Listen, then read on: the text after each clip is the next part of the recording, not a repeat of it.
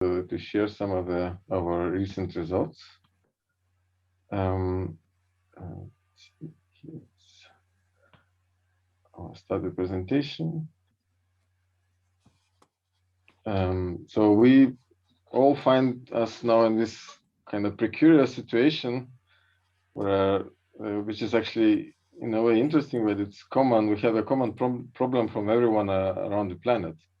And these situations, when we have something in common, we can either unite people or bring them together or sometimes split people. So I think this fantastic webinar that Thomas and Maxime organized is one of the examples of bringing people together. And I would like to also say that I'm happy that Europeans kind of picked up this flag and organized it at a time which is pretty much convenient for Europeans mostly. So, okay, so with that I would like to start on my talk. As already Thomas said, I will talk about vibronic mixing, and so give you an outline of my talk. So the question is, how general is this vibronic mixing in molecules? And now I have to say that vibronic coupling, especially, it's a very much abused term. It can mean many different things.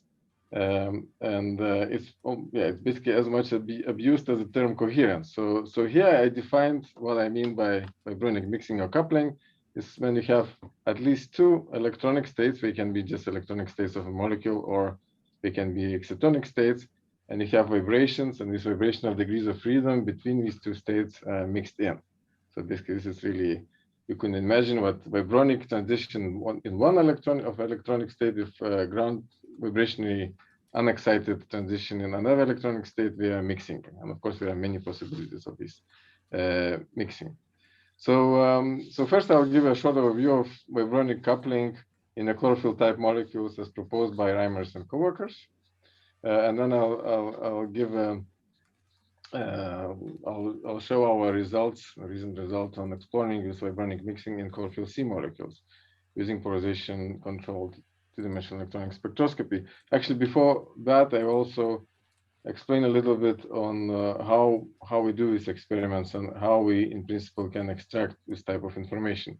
I assume that among the audience there are a number of students, and so I try to add some pedagogical aspects to this talk for everyone here.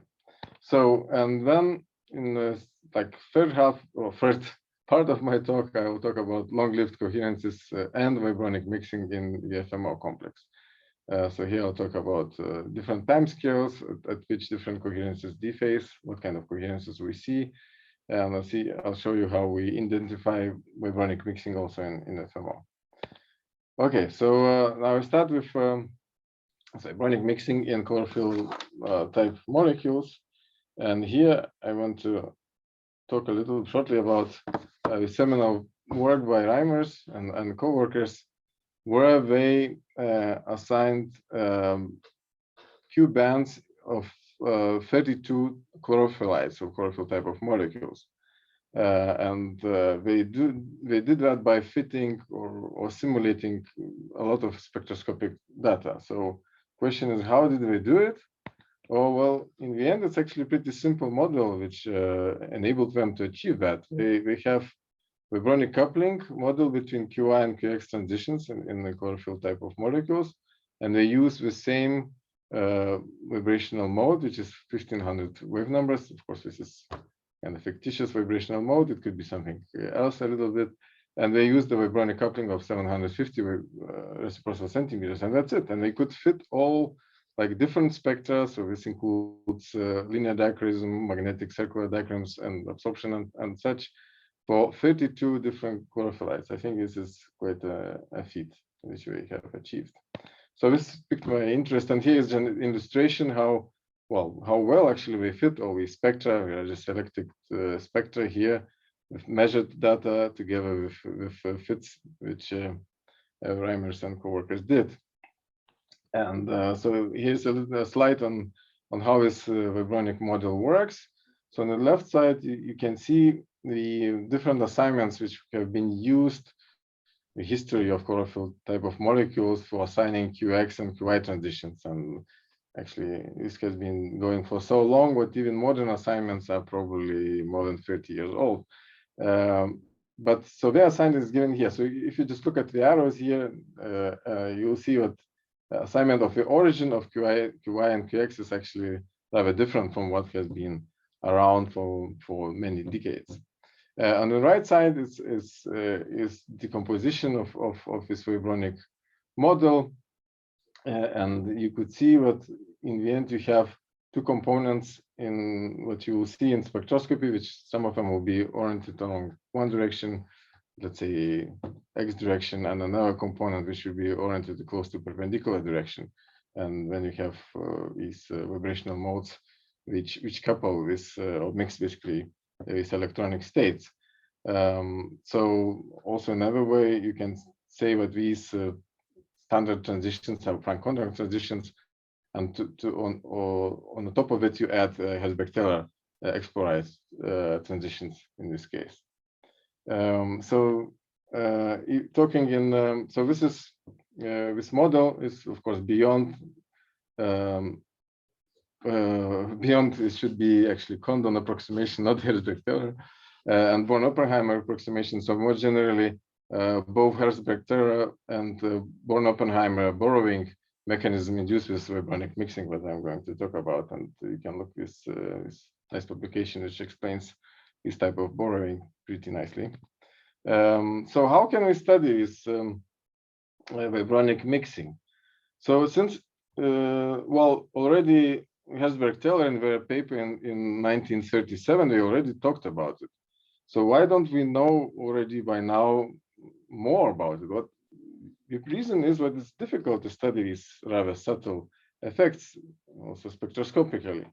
So we use here polarization control two-dimensional electronic spectroscopy, and we look at coherent signals. And now I think it's a time to define what I mean by coherence. So in this talk, when I say coherence, I mean simply a property of when you excite with pulse a system. So coherence corresponds to extent of superposition of electronics or vibronic states created by this laser pulse. So this is what I mean by coherence here.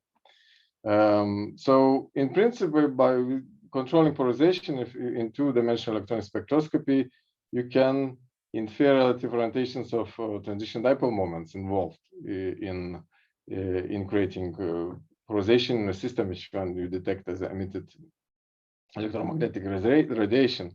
So if you can identify this transition dipole, relative transition dipole moment angles, you can then identify what mixed states. As I showed you before, these Hesberg-Taylor effects and von Oppenheimer effects, they induce this mixing, and then transition dipole moments will they will be turned around a bit, so they will not be as they were before the mixing. And this is what you can detect by polarization controlled two-dimensional electronic spectroscopy. So in the end, this is a very schematic picture of showing what we are after. We have QX state in a chlorophyll C in this case, and QY state. We have vibrational states, and since these two electronic states couple via vibrations, when you have these mixed states, what you get, and then we explore coherences or superposition of these mixed states in our experiments using differently polarized laser pulses. So this ability, or what you can actually investigate vibronic mixing with the help of polarization control to DES was indicated already in 2012 by Westenhoff and all. While it was also mentioned in one line, I believe, and they can correct me if I'm wrong, in theoretical study by Vivek, David Jonas, and others. And also there have been an attempt in characterizing this vibronic coupling in LH2 complex by Engel's group.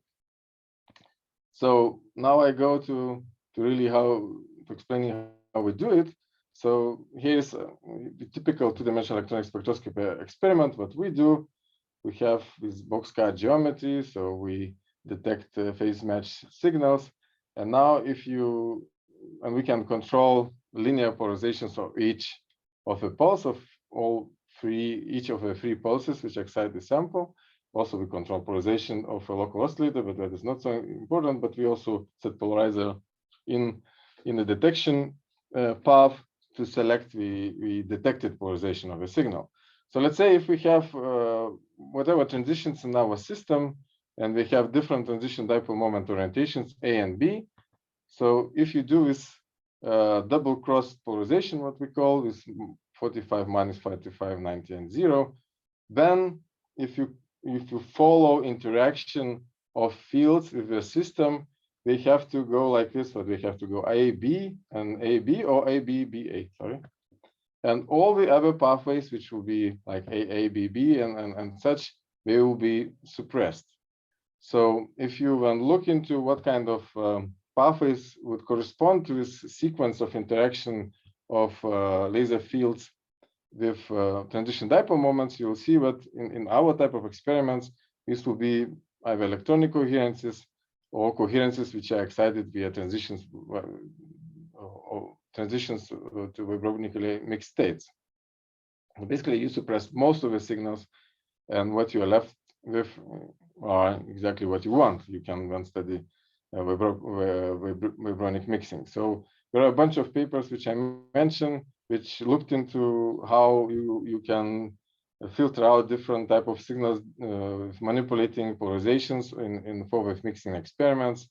And I think I would like to mention what the paper which inspired me personally was by Darius in 2008, where they indirectly suggested what 45 minus 45, 90, 0 could be used for studying exclusively coherences in electronic spectroscopy. So now this is a slide showing dependence of these different type of signals, which I just mentioned. A, of course, you can change A's to B's and you'll get the same results.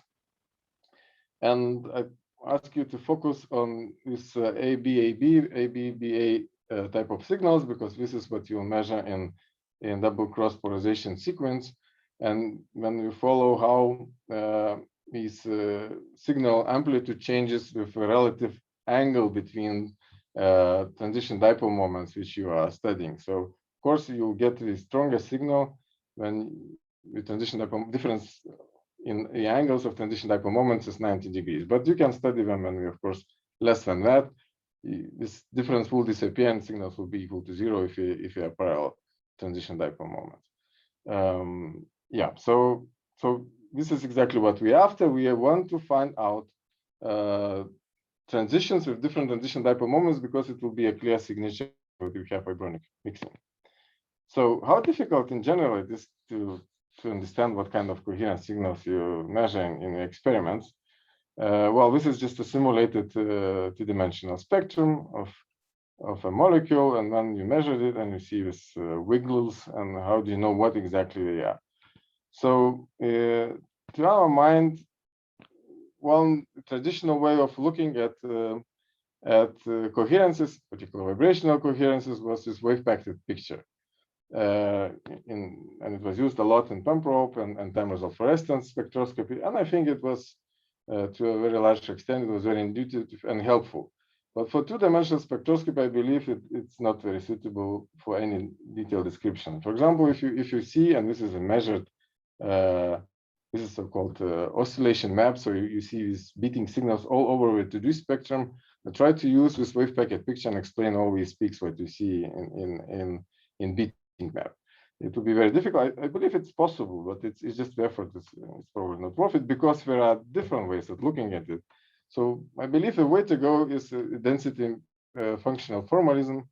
You have to include vibrational states explicitly, and even analyze, for simplicity, you do the analysis using double-sided Feynman diagrams. And then, okay, I just repeat here, but the coherence for us here is we are signs for superposition of states excited in experiment. Okay, so now we have these oscillating signals. Well, if you do a simulation of what kind of signals, only oscillating signals you'll get a lot of them. And note here that I even completely ignore now excited state absorption contributions. In many experiments, you can do that, but not in all of them. So here, I'll talk only about ground state bleaching signals and stimulated emission signals. And you can see what in a very simple case, this is just a displaced oscillator, just a normal molecule with a single vibration. We have a lot of them. And if you have a lot of signals, it's difficult to analyze it because you don't know exactly what we are. So can we simplify this picture? Fortunately, yes. The most straightforward thing to do is to look at rephasing and non-rephasing parts. And I believe in basically all two-dimensional electronic spectroscopy implementations, you can do that either just by doing phase matching experiment, or you can do phase cycling and things like that. And then immediately if you just look at the rephasing part, you have only half of the pathways.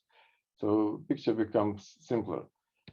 Can we do even more simplification? Yes, since when we do our measurements, we get the signal, we not only get the amplitude of the signal, but also phase. So we get full information about the signal. And from this, you can then infer this evolution of these coherences with so-called positive or negative frequencies. It actually just tells you the direction of the evolution of the phase of your signal.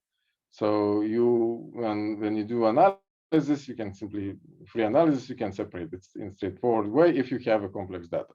And you can see what now you start seeing what when you do this analysis, you simplify a lot again, what kind of signals you see in your map. And now if you add on the top of it this double cross measurement, which I'm actually going to mostly talk about today, then you see what we simplified now really immensely. You in this plus frequency map, you only see one contribution, and it's excited state contribution. So this is great. Now you really get to a situation where you can identify signals in a straightforward way. In the negative part, you still have a mixture of ground and excited state, but at least you can separate the excited state in a straightforward way. Okay, so how we look at these beating signals? Well, you have a sequence of your 2D spectra. You do Fourier transform along the population time, and then you just plot slices of these three-dimensional spectra, what we call oscillation maps or beating maps, and there are many names for these maps. But basically, they show you where a particular frequency oscillation appears on a 2D map. And this is the example of porphyrin nanoring vibrational actually map appearing. So here I also would like to show to you how actually coherent signal appears into the electronic spectroscopy. It's not a very easy thing to do. So here, David Palachek, I asked him, and he tried to remove all the other signals as good as he could. And just to leave a coherence, it's not a single coherent signal. There are more than two actually, but it looks almost like only two coherent signals. How do they actually look like? So on the left side, you actually see this coherent signal.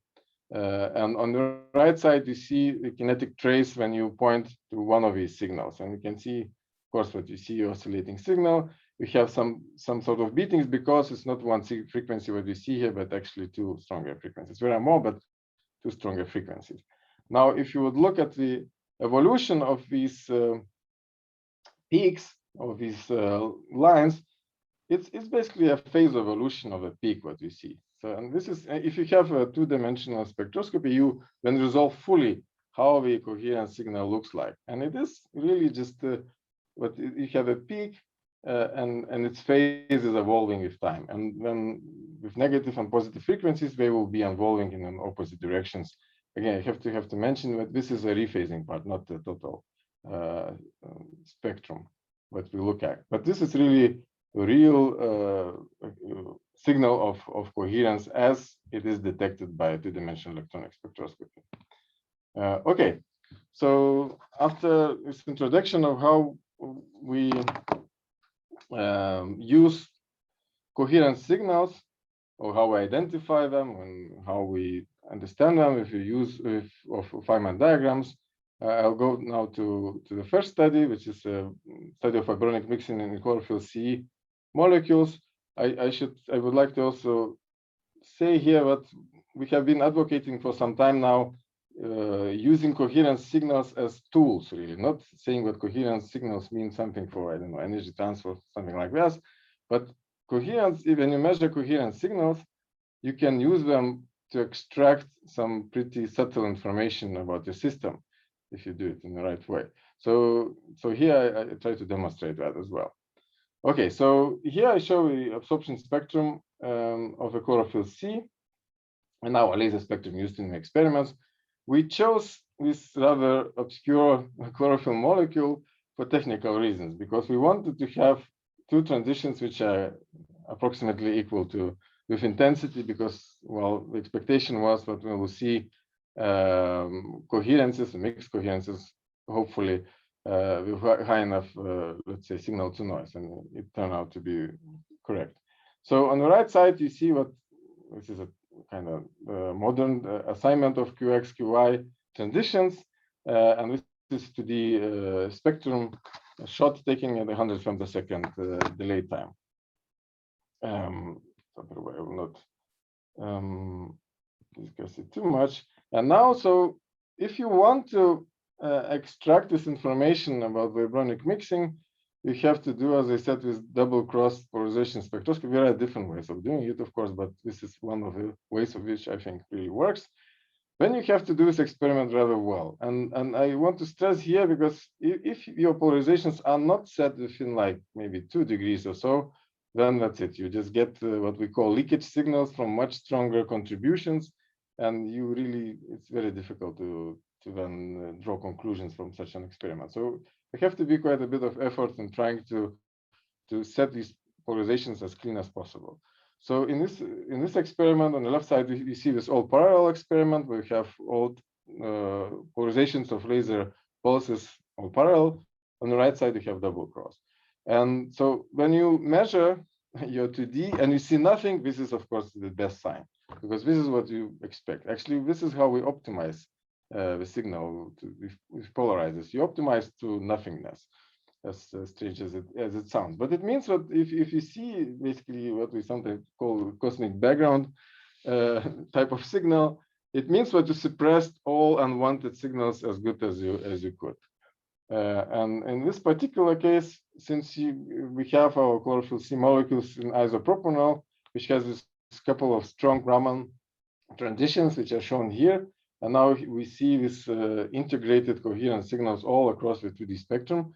So you can see that in all parallel, they are completely dominated by these Raman signals from the solvent. And in double cross, you simply don't see anything. It's actually multiplied by 50. And from this comparison, because these Raman transitions are kind of purely AAA type of signals, which you want to suppress, you can estimate the suppression ratio between of these unwanted signals in double cross polarization measurement. And here we could pull out the suppression ratio of around 600, which is by far the best what we have ever seen. Well, it was kind of a magic experiment, I guess. So typically we get above 100, but not 500 or so. But here it really worked very well. So here I show the relative amplitudes of coherences that you measure. Now it is integrated not over full 2D spectrum, but a part of it in the crossbit. And so here coherence amplitudes, what you see in all parallel and double cross. And double cross here is again multiplied by 11. So you are measuring something very weak with this double cross polarization experiment. And so it is, what you get is these signals are kind of like 11, 12 times weaker than all parallel experiment. And we know what our suppression ratio on all unwanted signals are very high. So whatever we see in double cross experiment, we know it's a real signal. And just by, but because of we can see the signals, we can immediately say that yes, we actually do see directly detect this vibronic mixing between chlorophyll Y and chlorophyll X transitions. So is then the picture already clear as predicted by Reimers? Well, yes and no at the same time, at least not fully, because if you look in and analyze these beating signals using beating or with oscillation maps, they appear as you expect. you actually get excited state, and this is what we were after actually to detect vibronic mixing. But we also see a lot of ground state beatings, and actually frequencies are slightly different. So we didn't go into much deeper analysis of it, but it is known actually what vibrational frequencies, what you would see, let's say, in fluorescence narrowing spectroscopy, high resolution fluorescence narrowing spectroscopy, and hole burning, and they will report on excited and ground state. They are slightly different, or amplitudes would change quite a bit. So this is also what we observe in our experiment. So the picture, which is schematic picture, I must admit, but is unraveling for chlorophyll C, is what you have more than one vibrational mode, which is inducing this mixing of QX and QI transitions. And I show here two, but because here in the graph, we let's say distinguish a couple of them, but you can see what is another one here, maybe another one here, but these two are very clear. So we believe that to get these superpositions visible in this double cross experiment, we need at least one vibrational, at least two vibrational modes mixing these electronic states. Since it was as proposed in Reimers, I don't see any reason why this should not be general for chlorophyll type of molecules. I actually forgot to mention one thing, and I want to go back. But in the Ogilvy group, they did anisotropy measurements of a cross peak, actually with very nice signal to noise. And they also suggested that these different anisotropy and different spectrum range could come from this vibronic mixing in their study. Okay, so now these are conclusions of this study one. So I probably will not reiterate again. I could add what I didn't say, but intermolecular relaxation in our measurements, we see what it's already done. So from these higher states to lower states, excited states, is done in 80 femtoseconds. We cannot really track it. It's so fast. It's probably below. It's less than 50 femtoseconds. Actually, these experiments are all done at 77K. So I think it's reasonable to assume that this vibronic mixing is in all chlorophyll type molecules. Of course, it will be different depending on relative energy level positions in different molecules. And we believe it has to be at least two vibrational modes involved. Yeah, basically these are the main conclusions. So now I go to study two, and I'm not sure how well I do with time, I'm still fine, about vibronic mixing in photosynthetic complexes. And here I use FMO complex as an example. So most of you probably know, but with FMO, it's not really even a light harvesting complex. It's actually a connector complex. So real light harvesting complex is chlorosome in these green sulfur bacteria because it has 200,000 bacterial chlorophyll molecules. And you have a base plate, and then you have this FMO, which has to, well, it has to conduct the excitation from chlorosome to reaction center.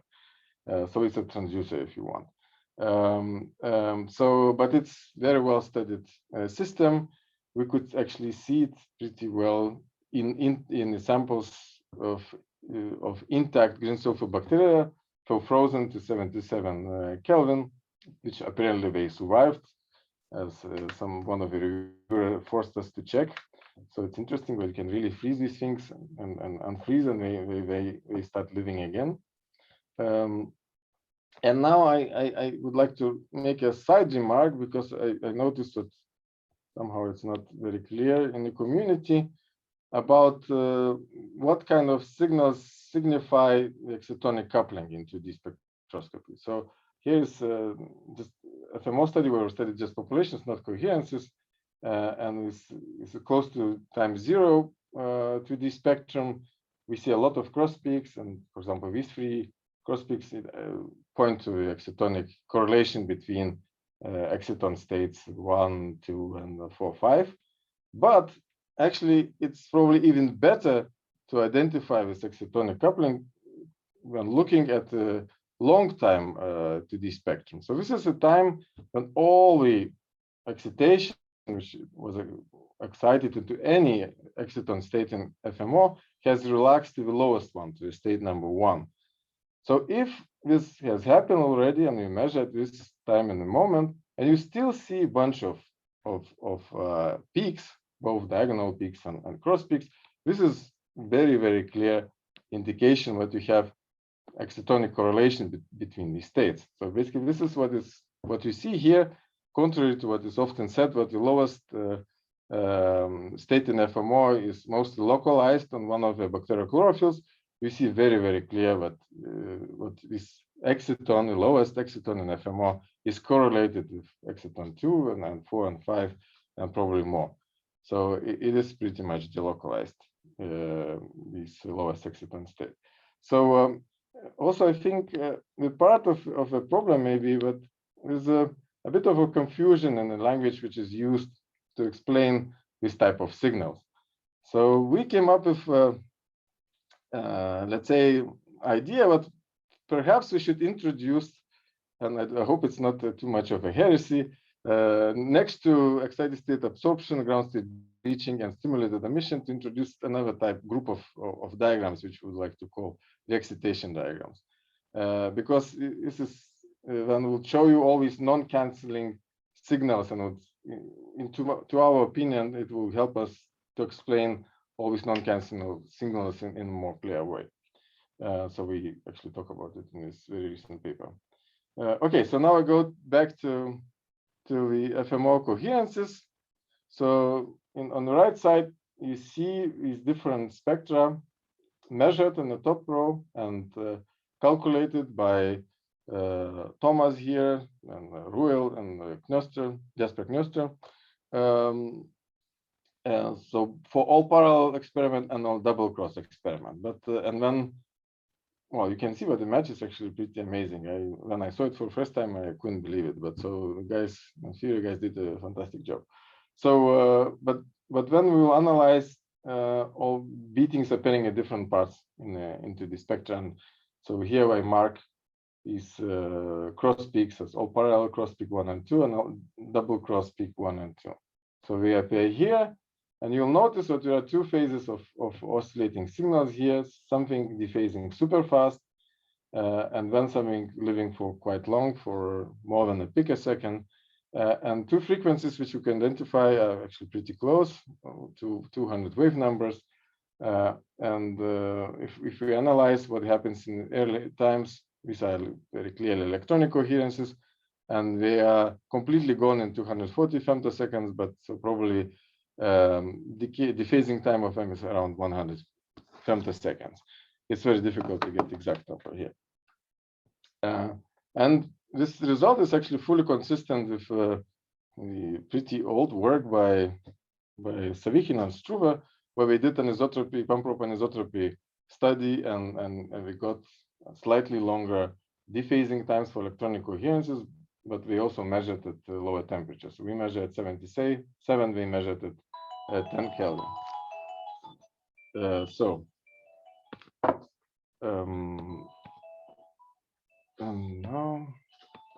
so what about? I try to kind of kill my timer. I'm just going a little bit over time. I'm sorry for that. So what about long-lived coherences, which actually appear also on double-crossed measurement, which actually very clearly again indicates what we have vibronic mixing. But now we are talking about the excitonic states. So this is mixing between excitonic states, as has been suggested by Nicholas Christensen and co-authors and Vivek Tiwari and others before. So interesting remark, which I will almost skip, but if you look at the vibrational frequencies in beating signals of bacterial chlorophyll A, and you can look into for more details in this study by again for Gillies group, there are lots of frequencies. And when you look in FMO, which is also, you know, it has bacterial chlorophyll A molecules, you have very few and very low very low frequency beatings. So it looks like that in these excitonic complexes, most of the vibrational modes are suppressed. You don't see them, and only low frequency modes you can see. And this actually we saw in several light harvesting complexes. So one possible explanation here is, again, Herzberg-Taylor effect, or perhaps also Born-Oppenheimer coupling effect. And this, well, we suggested this in our older paper. And so if I go back to FMO to finalize exploring these coherence beating signals. So here I present the measurement in all parallel experiment and in double cross, and we also below you can see the simulations. Here simulations are not as perfect as for 2D spectra, but they capture all the essential features. Now if you look at the maps, and we know what here on the right side we have is double cross measurement. So here we can easily identify what we have mostly ground state vibrational coherences. So these are the long-lived coherences which contribute the most to the beating signals in FMR. Here we see a ground state vibrational coherence excited by a mixed transitions as suggested by Vivek and others. And here is actually excited state, actually also pretty strong signal, a bit weaker. Vibronic coherence is excited via mixed transitions. Now this one was suggested by Nicholas Christensen and others. So we have all the zoo of coherences, and with this analysis, we managed to identify them all. Hopefully. Yeah, interesting to note what ground state coherences, or mostly ground state coherences, dephase with 202 picoseconds, and excited ones with 600 femtoseconds. So there is also a difference in that. So here are my this is my concluding slide. So we believe what you need is oscillation map analysis and also polarization control if you really want to understand the coherent signals in photosynthetic complexes. Well, electronic coherences are there, but they dephase completely within 240 femtoseconds. Well, most of coherences, what we see are vibrational, dominantly in the ground state. And we clearly see this vibronic mixing again of the excitonic states, because we see this rather strong signals in double-crossed experiments.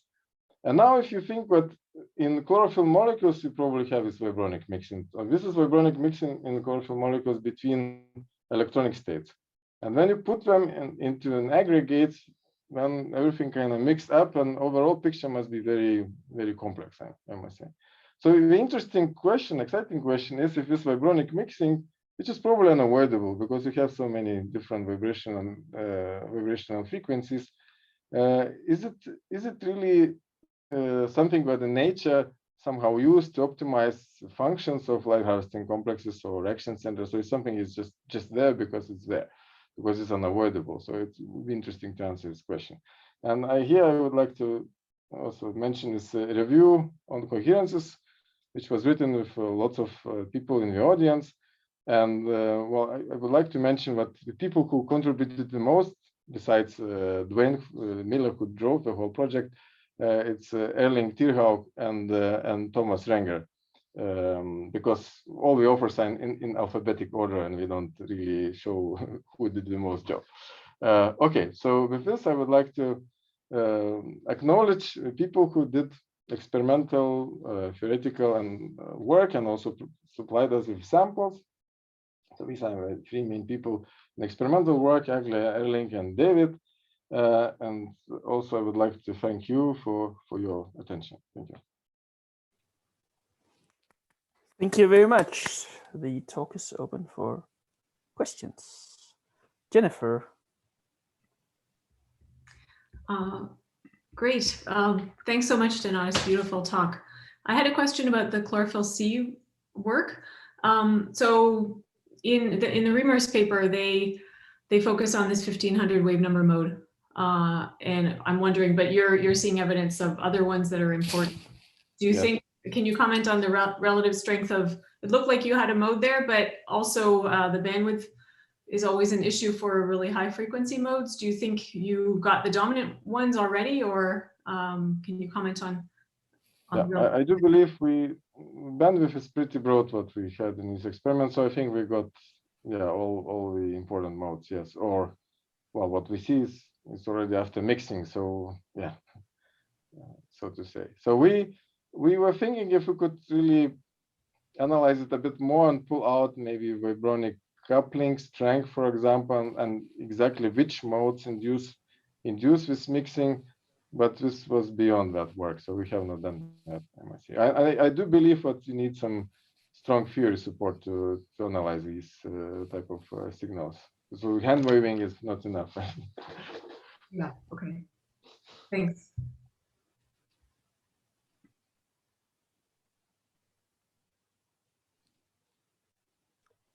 Can I ask a question?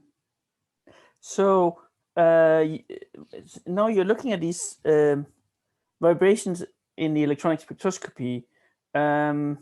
So people like Graham Fleming have started looking at this mixed electronic vibrational spectroscopies, yeah, where you both use visible light and infrared light. Don't you think you would learn more from that?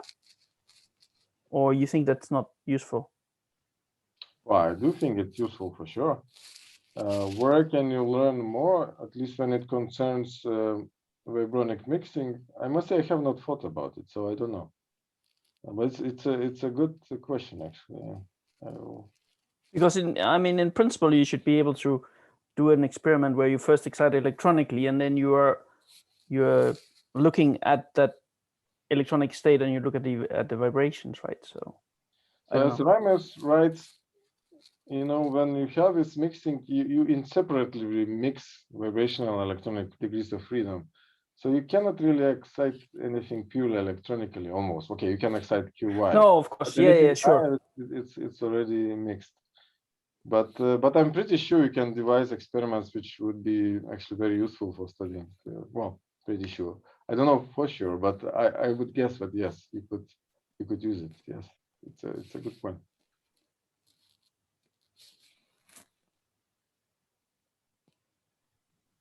Other questions?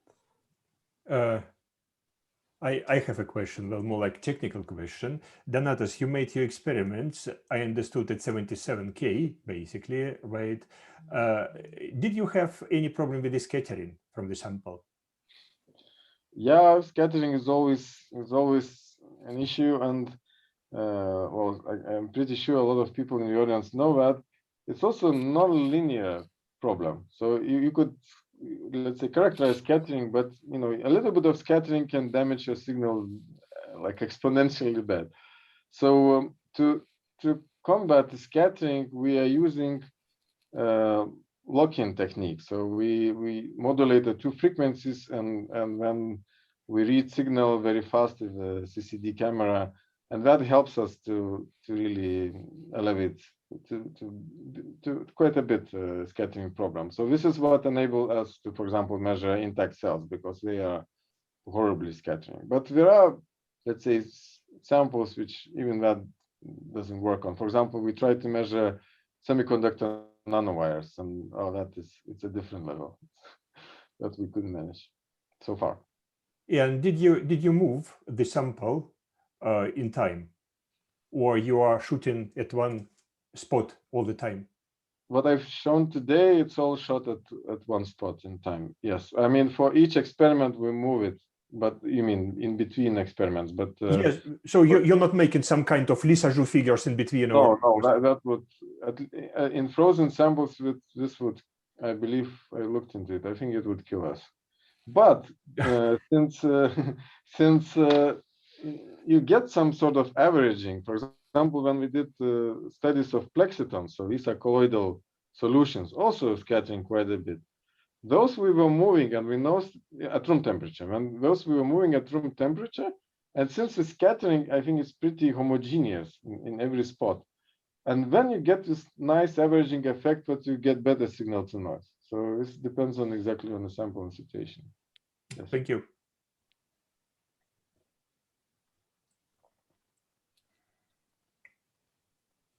More questions coming?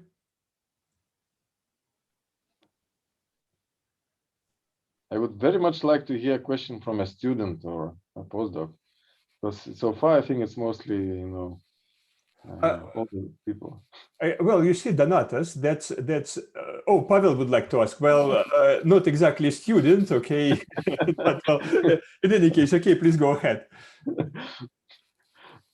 Yeah, I think with Donatas, the relationships is like a student. Well, everybody is student, okay.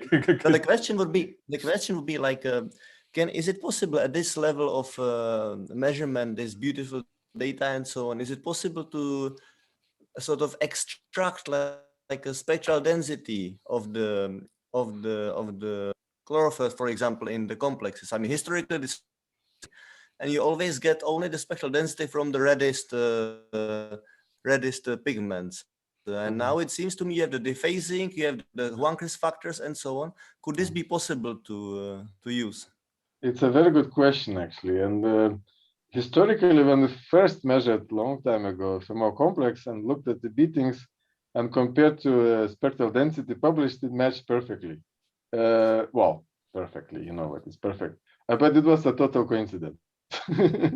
so in the end, the answer is unfortunately, I think no, because there are, I doubt our ability to measure all these spectral components that you will find in spectral density in such a high accuracy that you would trust it fully. For example, there is this spatial filtering effect, which what David Jonas talked about, and Jakub Dostal looked in detail. And Indeed. this, yes, and this you can overcome this problem with proper experiment. We have an effect. It's a small effect. I looked into it a little bit, but it has to be there because it's physics. So it's a good question, and I would like to say that yes, probably in the future when people troubleshoot all possible artifacts and the problems, and you in principle you should be possible to do it. Yeah, but I think experiments are not at that level yet. Maybe David Jonas, I mean, he will do that because I think he managed to troubleshoot almost everything possible. So Okay. Thank you. Sure. Okay, more questions from the students or maybe postdocs. Well, you see the problem here is that, Thomas, we all do not see the students, right? Because in the normal conference, okay, you simply look at the audience and asking, well, I need a question from a student, and you are looking at their eyes, okay? And then somebody asks a question, right? Here it's simply impossible. I will try to look at the students now. They can still see us, right? But maybe we have some other questions, not necessarily from the students. Absolutely, I'm ready for any question.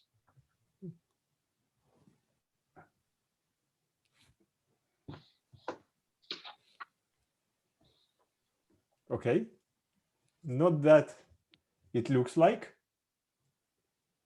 Good. Then shall we call it a day then? Yeah, let's thank Donatas and Tahei again, and see you again in 2 weeks. That was very nice.